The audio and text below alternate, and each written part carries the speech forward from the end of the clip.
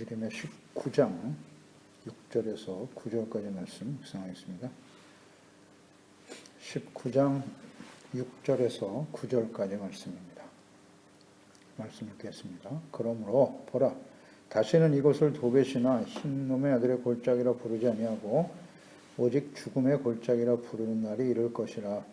여호와의 말이니라. 내가 이곳에서 유다와 예루살렘의 계획을 무너뜨려 그들로 그 대적 악과 생명을 찾는 자의 손에 칼에 엎드러지게 하고 그 시체를 공중에 새와 땅의 짐승의 밥이 되게 하며 이 성읍으로 놀람과 조롱거리가 되게 하리니 그 모든 재앙으로 말미암아 지나는 자마다 놀라며 조롱할 것이며 그들이 그들의 원수와 그들의 생명을 찾는 자에게 둘러싸여 공경에 빠질 때에 내가 그들이 그들의 아들의 살, 딸의 살을 먹게 하고 또 각기 친구의 살을 먹게 하리라 하셨다 하고. 아멘. 죽음의 골짜기가 되어버릴 예루살렘, 하나님의 백성들, 토기장의 집에서 옹기를 사서 백성들의 어른 제사장 또 몇 사람과 함께 흰놈의 골짜기로 가라고 선지자에게 명하셨고요. 바로 그곳에서 말씀을 선포하라. 토기장이들이 잘못 만든 그릇들을 깨트려버리는 그 깨어진 조각들이 가득한 곳이에요. 그 동쪽 문을 지나서 흰놈의 골짜기에서 이 말씀을 전하라. 하나님의 자녀와 언약의 백성들이 그와 같이 깨어진 옹기와 같이 쓸모없는 존재가 되어 하나님의 진노 앞에 서게 될 것임을 모든 사람들이 보고 듣고 깨닫게 하기 위한 하나님의 배려요, 하나님의 간절한 사랑입니다. 그럼에도 돌이키지 못할 때 그 당시에 왕, 제사장들, 어른들을 데리고 가라고 했으니까 그들이 역할과 사명을 다하지 못하기 때문에 하나님의 백성들이 멸망의 길을 갈 수밖에 없다는 사실. 역할과 사명에 충실해라, 돌이켜라 라고 하는 뜻이고요. 이스라엘 백성들의 예루살렘의 흥망성쇠는 지도자들의 손에 달려있는 것이 아니라 하나님의 손에 달려있다. 그래서 깨우쳐주기 위해서 지금 이곳에서 말씀을 전하게 하시는 겁니다. 그들은 다른 신 우상 숭배에 빠져 있었고 흰놈의 골짜기가 더더욱 그랬죠. 그곳에서 우상 섬기는 중심지가 되었던 곳이고 바알의 산당이 있는 곳이고요. 무지한 자의 피를 너무나 많이 흘렸기 때문에 하나님의 재앙이 깨뜨려진 그릇들과 같이 질그릇들과 같이 되어버릴 것이라고 말씀하고 계신 거죠. 6절에 도벳이나 흰놈의 아들의 골짜기가 죽음의 골짜기라 부르는 날이 이르게 될 것이다 말씀하셨어요. 흰놈의 아들의 골짜기는 유다 백성들이, 하나님의 언약의 백성들이 우상 숭배가 가득한 그런 범죄 장소였습니다. 역대하 28장 1절 이하 5절에 아하스 왕 시대네요. 아하스가 왕위에 오를 때 나이가 20세라 예루살렘에서 16년 동안 다스렸다. 조상 다윗과 같이 아니하여 여호와 보시기에 정직하게 행하지 않았다. 이 아하스 왕은 히스기야 왕의 아버지예요. 성군인 히스기야 왕의 아버지가 아하스인데 그가 얼마나 악을 행했느냐. 바알의 우상들을 부어 만들었고 3절에 보면 흰놈의 아들을 골짜기에서 분양하고 여호와께서 이스라엘 자손 앞에서 쫓아내신 이방 사람들의 가증한 일을 본받아 그의 자녀들을 불사르고 또 산당과 작은 산 위에 모든 푸른 나무 아래서 제사했고 분양했다 그랬어요. 그러니까 이 아하스 왕 시대에 흰놈의 골짜기에서 이런 우상 숭배와 악을 행했단 말이에요.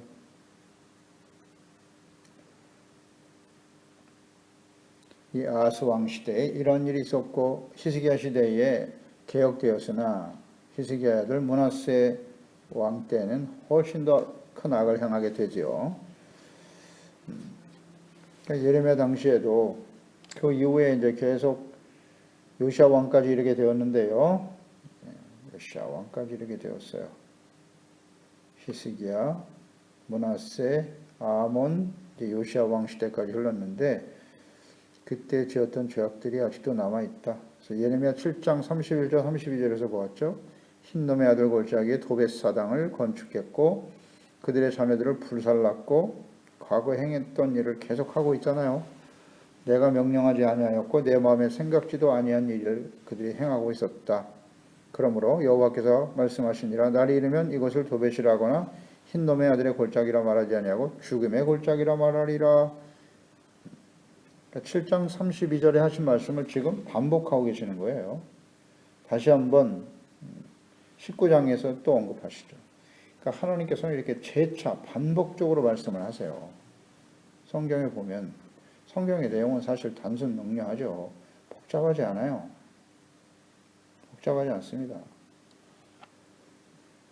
하나님의 택하심 받은 의로운 거룩한 백성들, 하나님의 은혜임을 깨닫고 겸손하고 말씀을 청종하면 되는 거예요.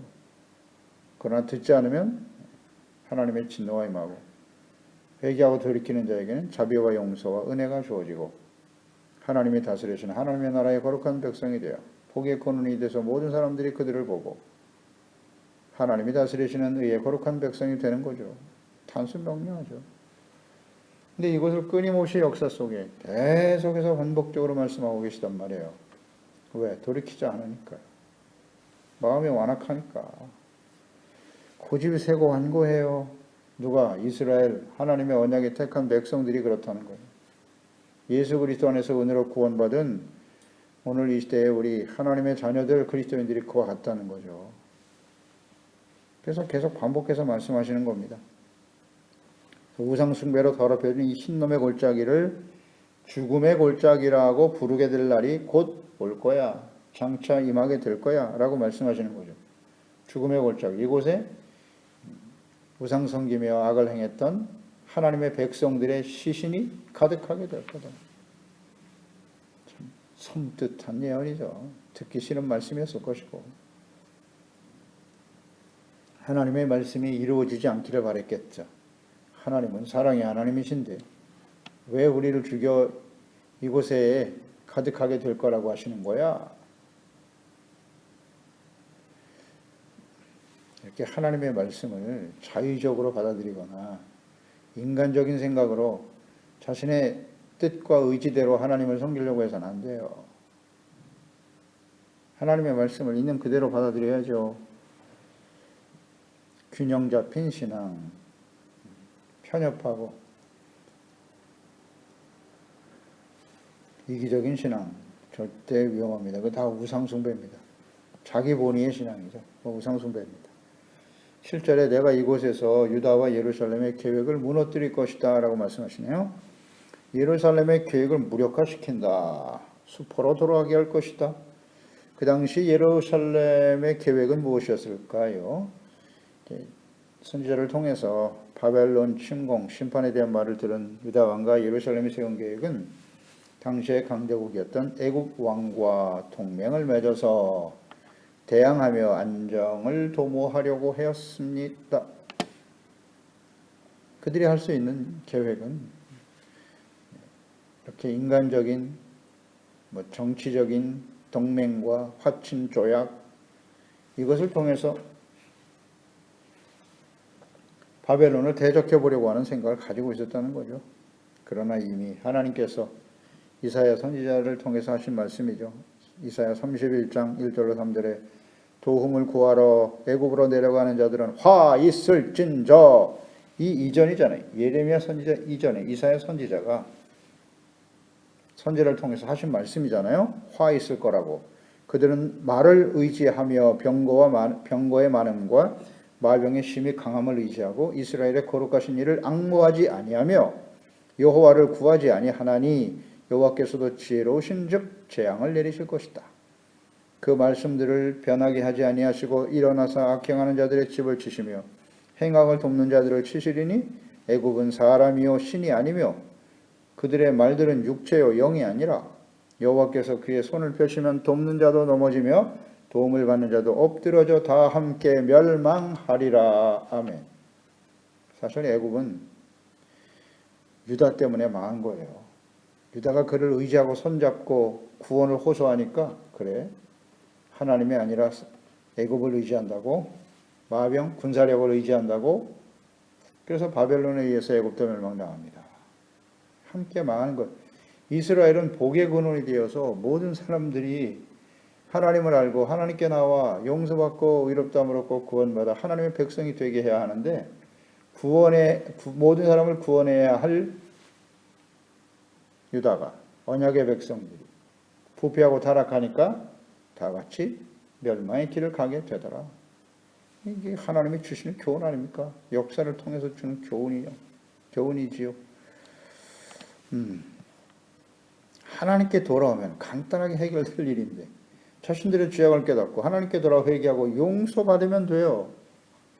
하나님은 용서하기를, 죄를 사하기를 기뻐하시는 분이라고. 절대 재앙을 원치 않아요. 악인들의 멸망도 원치 않아요. 사실은 그들이 회개하고 돌아와 용서받기를 원하시는 거지. 니느웨 보세요. 니느웨, 요나 선지자. 가서 재앙을 선포하지만 그들이 진실로 회개하고 돌이키니까 하나님이 용서해 주시잖아요.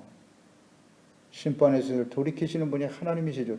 그분이 하나님이세요. 이방인들도, 악을 행한 이방인들도 회개하면 용서하시는데 하나님의 백성들이 하나님께 돌아오지 않는다는 거죠. 가슴 아픈 일이죠. 하나님 앞에서는, 하나님 입장에서는. 안 돌아와 이 백성들. 지금까지 계속되고 있고요. 하나님께 돌아오면 간단하게 해결될 문제를, 구원받을 수 있는 길을 버리고 힘 있는 나라들과 화친과 동맹을 맺으며 인간의 지혜와 능력으로 모면하려고 하는 어리석음. 어떻습니까? 하나님을 버리고 인간의 지혜와 지식, 정치적인 능력으로 화친을 맺고 사람들끼리 서로 연합하고 그 힘을 통해서 뭘 추구해 보려고 하는, 이것은 어리석음이고요. 하나님께 돌아오면 될 일인데 그렇지 않잖아요. 다른 길로 가고 있죠. 이것은 어리석음일 뿐만 아니라 하나님 앞에 심각한 죄입니다. 죄입니다. 예레미야 2장 13절에 말씀하셨어요. 내 백성이 두 가지 악을 행하였나니 곧 그들이 생수의 근원 되시는 나를 버린 것과, 하나님을 버렸어요. 스스로 웅덩이를 판 것인데 그것은 그 물을 가두지 못할 터진 웅덩이니라. 아멘.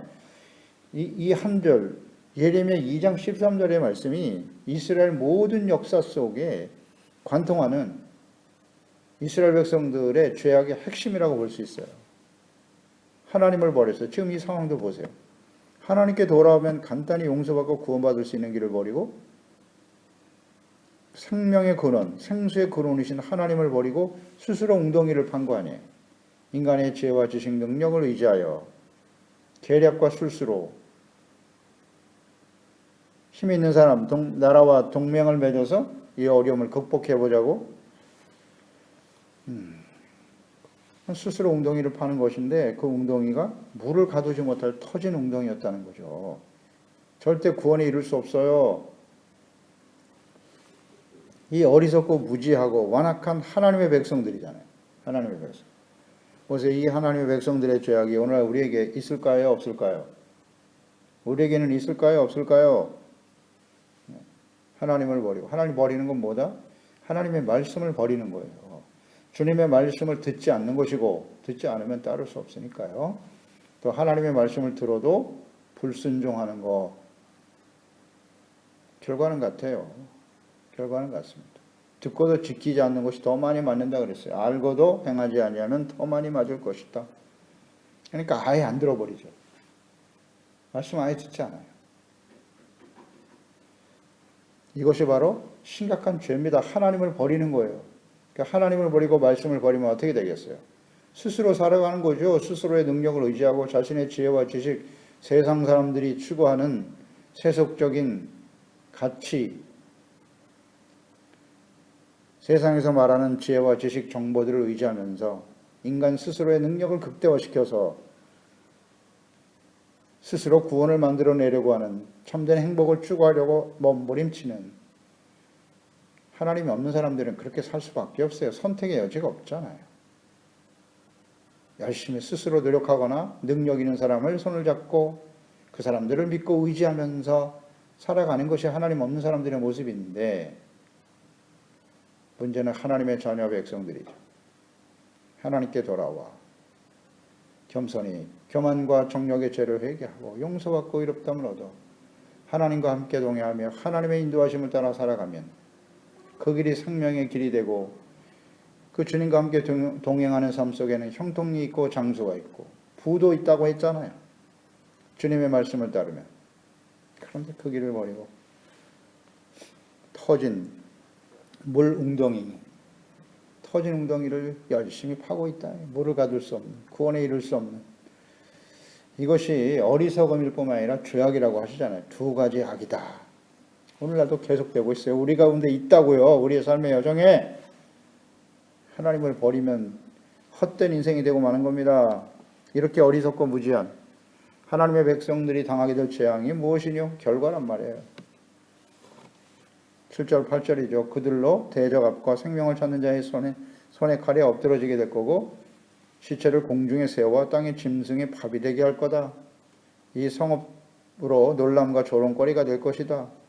모든 재앙으로 말미암아 지나는 자마다 놀라며 조롱거리가 된다. 이거 정말 참담하지 않습니까? 하나님의 자녀 백성들에게 이런 일이 벌어지다니 상상이나 했겠습니까? 이 말씀에 대해서 아마 용납이 안 됐을 거예요. 왜 우리 하나님의 자녀들이 그런 일을 당하게 되냐고. 자녀들까지 모든 가족이 동시에 다 멸절을 당하기 때문에 장사할 사람이 없어요. 그냥 버려지는 거예요. 버려지는 거예요. 짐승의 밥이 되어버려요. 이런 일들이 벌어질 거라고 말씀하시잖아요. 이 말씀 그대로 이루어지겠죠. 이루어졌고요. 실제로. 참담하네요. 이걸 받아들일 수 없었을 거예요. 마음이 완악한 하나님의 백성들이 이 말씀을 듣지 않았을 거라고. 오늘날도 마찬가지일 거죠. 마찬가지죠. 축복받아라, 형통하고 잘된다, 위로와 평안을 얻어라, 이런 말씀은 관심을 갖고 듣지만 앞으로 하나님의 진노에 의해서 재앙과 멸망이 임할 거야. 이런 소리 들으면 듣기 좋겠어요. 이런 말 하면 대부분의 교회 많은 사람들이 떠나는 거예요. 교회를. 듣기 싫거든요. 교회에서 이런 말씀, 주의 종들이 이런 말씀을 선포하면 좋아할까요? 절대 안 좋아하죠.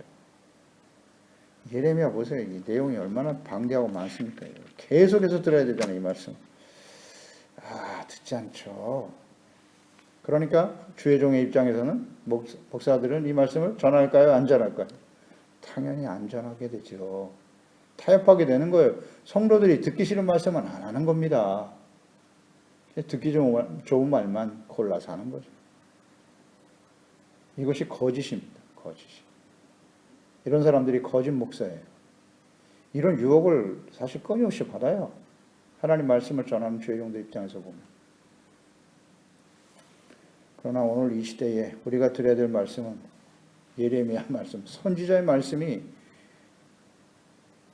곧 이 시대에 우리에게 주시는 말씀이잖아요. 계속 강조됩니다. 중요하니까. 요한계시록 마지막 심판을 앞둔 소아시아 7교회를 향한 예수님의 말씀이잖아요. 예수님의 말씀. 회개하라? 회개하라입니다. 이기는 자가 되라. 귀 있는 자는 성령이 교회들에게 하시는 말씀을 들어라. 들어라. 들어라입니다. 정종하라. 쉐마. 하나님의 백성들 애굽에서 구원받은 이후에 하나님의 말씀이 선포되고 그 이후에 끊임없이 강조하시는 거예요. 들어라. 제발 하나님 말씀 들으라고. 주님의 말씀을 듣고 순종함으로써 죄를 이기고 말씀을 통해 죄를 깨닫고 돌이켜야죠. 그럴 때 죄를 이기고 마귀를 이기고 끊임없이 일어나는 육체의 종욕을 이기고 승리하게 되는 거예요. 이기는 자가 하나님 앞에 서는 겁니다. 스스로의 능력으로는 절대 못 이겨요. 어떻게 이깁니까? 우리가 약한 원수 마귀와의 싸움에서. 끊임없이 일어나는 육체의 종욕, 우리의 힘으로 의지로 이길 수 있나요? 아니요. 그래서 하나님 앞에 기도하는 거고 예수님을 보내신 것이고 보혜사 성령까지 보내주셨잖아요. 성령님까지. 하나님의 말씀을 가까이 우리에게 주셨고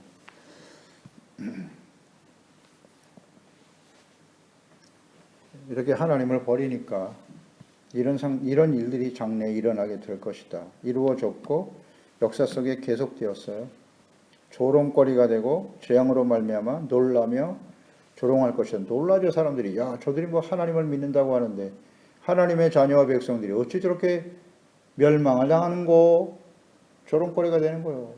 크고 화려한 교회를 자랑하고 수많은 사람들이 모여있던 교회가 어찌하여 저렇게 멸망을 당하는고? 조롱거리가 되는 겁니다. 교회는 텅텅 비어가고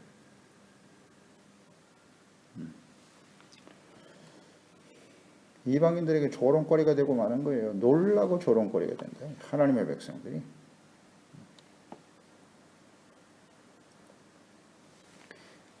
예수님 당시에도 이와 같은 일이 반복됐어요. 예레미야 시대에도 그랬고 하나님의 아들 그리스도를 보내셨는데 그 예수님을 버렸죠. 그래서 하나님의 백성들 유다가 어떻게 됐어요?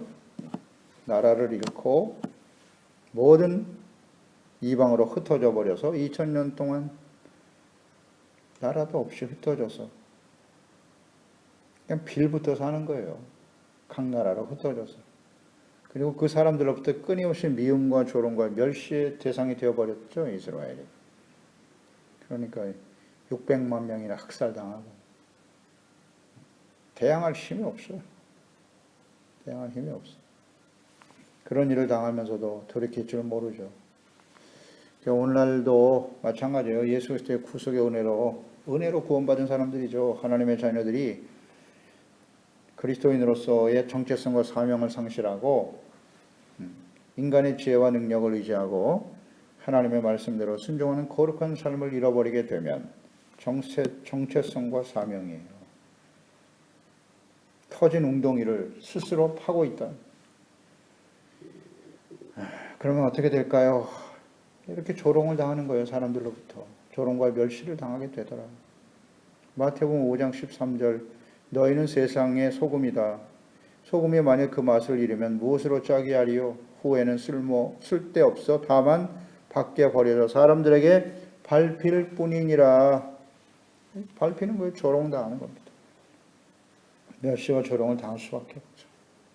오늘날 교회와 그리스도인들이 왜 사람들로부터 조롱과 멸시의 대상이 되고 혐오의 대상이 되었을까요? 세상 사람들이 약해서? 하나님이 없는 사람들은 원래 약해요. 교회가 문제 아닐까요? 하나님의 자녀들의 문제가 아닐까요? 말씀대로잖아요. 맛을 잃어버리면 밟히는 겁니다. 하나님의 백성들 보세요. 거룩함을 상실해버리니까 하나님께 돌아오면 간단히 해결되는 문제를 하나님을 버리고 끝까지 힘 있는 하나님도 없는 우상을 섬기는 그 애굽 사람들을 의지하려고 몸부림치는 어리석잖아요. 그러니까 조롱과 멸시를 당하게 되는 거예요. 힘 있는 사람들에게 줄을 대고 하나님보다는 힘 있는 사람, 돈 있는 사람, 나의 삶을 책임져 줄 수 있는 사람들을 더 믿고 의지하며 살아가잖아요. 참 애처롭고 불쌍하죠. 그 결과가 뻔한데 그 결과는 어떠할 것이뇨? 자세히 말씀하잖아요. 9절에는 원수들이 생명을 찾는 자들에 둘러싸여 공경에 빠져 포위당해가지고 공경에 빠져서 자녀들의 살을 먹고 친구들의 살을 먹는 일이 벌어질 거다. 참담하죠.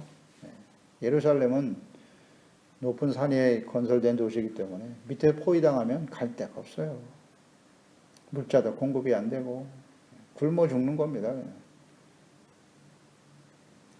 바벨론에 의해서 군대 포위가 되죠. 실제로 일어난 일이에요. 먹을 것이 없어서 자녀들을 잡아먹는 이런 참담한 일이 벌어지다. 이것을 이미 하나님께서 예언하신 말씀이에요. 경고하시고 교훈하신 말씀이죠. 예레미야입니다. 레위기죠. 레위기 26장 27절에 너희가 이같이 될지라도 내가 청종하지 아니하고 하나님이 끊임없이 징계와 환난을 내리시는데 그래도 돌이키지 않으면 청종하지 아니하고 내게 대항할진대 내가 진노로 너에게 대항하되 너희의 죄로 말미암아 7배나 더 징벌하게 될 것이다.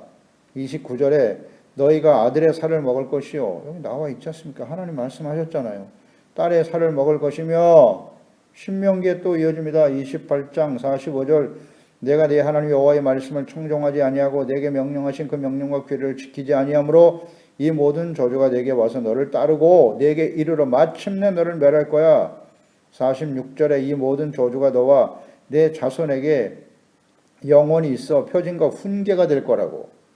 내가 모든 것이 풍족하여도 기쁨과 즐거운 마음으로 내 하나님 여호와를 섬기지 아니함으로 말미암아 53절 내가 적군에게 애워싸이고 맹렬한 공격을 받아 곤란을 당함으로 내 하나님 여호와께서 내게 주신 자녀 곧 내 몸의 소생의 살을 먹을 것이다. 보세요. 지금 예레미야를 통해서 하나님의 말씀이 지금 선포되고 있는데 예레미야가 한 말입니까? 즉흥적으로 한 말이에요? 아니지 않습니까? 이 말씀은 이미 레위기와 신명기에 이미 하셨던 말씀을 지금 그대로 하고 계시는 거예요.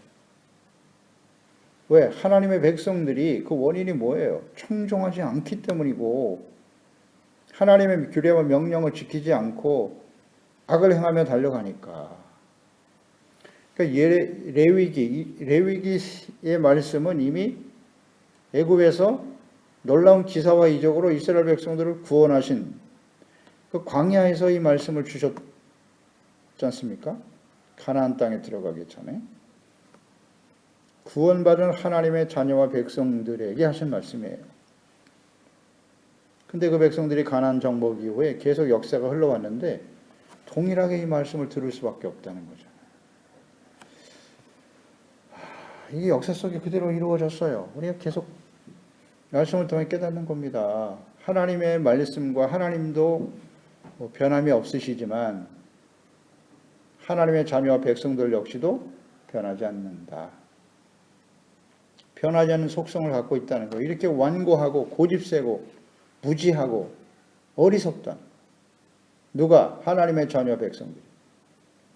구원받은 하나님의 자녀와 백성들이 주님의 말씀을 듣고 지켜 행하지 않으면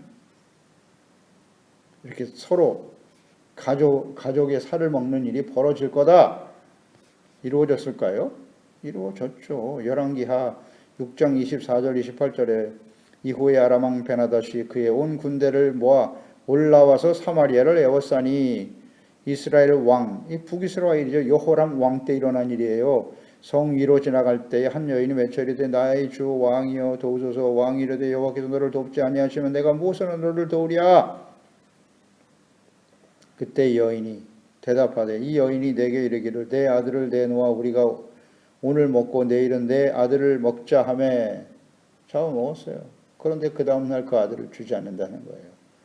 이것 때문에 지금 왕에게 호소하고 있는 상황, 아람 왕에게 포위되어서 하나님의 백성 이스라엘이 이런 일을 당했잖아요. 그런데 북이스라엘이 그렇게 멸망의 길을 갔는데 북이스라엘 시대뿐만 아니라 유다도 그와 같은 참담한 일이 지금 일어나게 될 거야. 바벨론 군대에 의해서 이루어졌어요. 예수님 시대에도 마찬가지예요. 예수님 시대에도. 로마의 공격에 의해서 예루살렘이 완전히 멸망당하고 그 마사다 마지막 전투죠. 거기서 역시 포위당해서 완전히 다 멸망당했어요. 이런 일이 참담한 일이 벌어졌다고요. 계속 반복되고 있어요. 그래서 로마서 15장 4절입니다. 무엇이든지 전에 기록된 바는 우리의 교훈을 위하여 기록된 것이라고요. 교훈을 주기 위해서 기록된 것이라고. 그래서 이 하나님의 말씀 앞에 교훈을 얻어서 우리가 지혜로운 하나님의 자녀와 백성들, 거룩한 하나님의 자녀와 백성으로서의 정체성과 사명을 지켜가는 저희들이 되어야 할 것입니다. 기도하겠습니다. 하나님 아버지, 오늘도 말씀을 통하여 하나님의 음성을 듣게 됩니다. 왜 하나님의 자녀와 백성들이 이런 심각한 참담한 재앙을 당하게 되는 것일까요? 그들이 하나님을 믿고 의지하고 하나님께 돌아와 용서받고 구원을 받을 수 있는 길을 버리고 하나님을 버렸어요. 자비와 용서의 하나님을 버리고 눈에 보이는 힘 있는 나라와 인간의 계략으로 그 위기를 극복해 보려고 몸부림치다가 결국 하나님의 진노 앞에 서고 말았네요. 이만큼 하나님의 백성들이 어리석고 비련합니다. 생수의 근원이신 하나님을 버리고 스스로 웅덩이를 파는 것이 두 가지 악이다라고 하나님이 말씀하셨는데요. 이와 같은 일들이 이스라엘 역사 속에 계속 반복되어 왔고 교회사에도 역시 마찬가지예요. 하나님의 자녀 백성들이 하나님을 섬기는 교회사 역사 계속되어 왔고 오늘날도 마찬가지입니다. 우리는 진정 우리의 주가 되시고 우리의 생명이 되시는 하나님과 예수 그리스도를 그 말씀을 듣고 지켜 순종하는 일, 정체성과 사명, 하나님의 나라와 의를 먼저 구하는 일을 우리의 삶의 중심으로 우선순위로 삼고 살아가고 있나요? 아니면 힘 있는 재물, 사람들, 그들을 믿고 의지하며 그들의 생각과 사상과 가치와 가치관과 삶을 따르고 있지는 않나요? 우리도 그와 같은 길을 갈 수밖에 없습니다. 그러므로 하나님 앞에서 하나님 말씀 앞에서 교훈을 얻어 지혜로운 하나님의 자녀가 되고 의롭고 거룩한 하나님의 자녀와 백성으로서 빛과 소금으로서의 정체성과 사명 역할에 충실하여 하나님의 부르심에 합당한 삶을 살아드려 하나님을 기쁘시게 하고 많은 사람들에게 생명과 기쁨과 위로와 소망이 되어주는 복의 근원이 되는 모두가 될 수 있도록 도와주세요. 예수님의 이름으로 기도드립니다. 아멘.